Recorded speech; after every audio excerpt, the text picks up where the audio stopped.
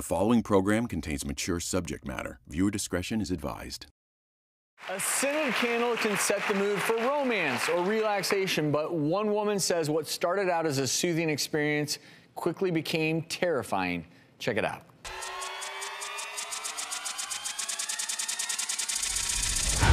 This is the scariest thing that's happened to me, and the whole thing was caught on our nanny cam.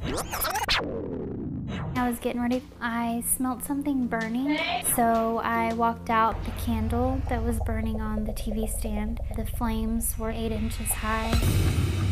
My natural instinct was to blow the candle out.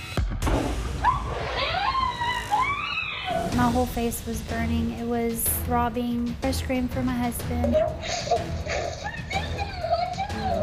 He tries to blow on it. The flames shot up. Then he goes and gets water from the kitchen and pours it on the candle. The flames shoot up higher. We were in a panic. He went and got the oven mitts. I was crying. I was screaming. When he took the candle outside, he grabbed the water hose. The flames shot up to the gutters and the candle exploded. It got my eyelashes. Blisters started popping up on my lips, nose, and chin. It hurt. Open and closed my eyes, so we went to the emergency room. The whole thing was a horrible experience.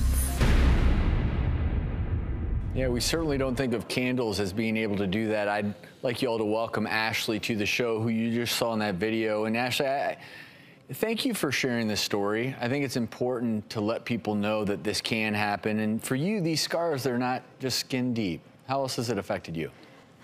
Well, I'm healing. It's been a month since the 1st and 2nd degree burns. Now that I am getting past the panicky pain part of it, the 2 biggest struggles have been my self-esteem and helping my daughter. She was there while it happened. Is she afraid of any flame now? What's going on with your daughter?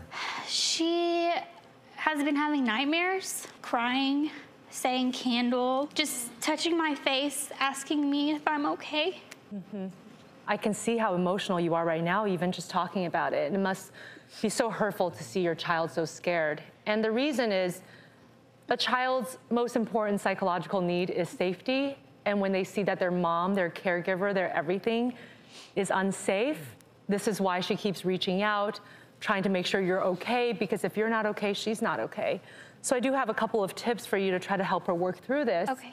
The first thing is, every time she does ask you, are you okay? Obviously, tell her you're safe. Tell her even when she doesn't prompt you with a question, because that's really what she needs to hear.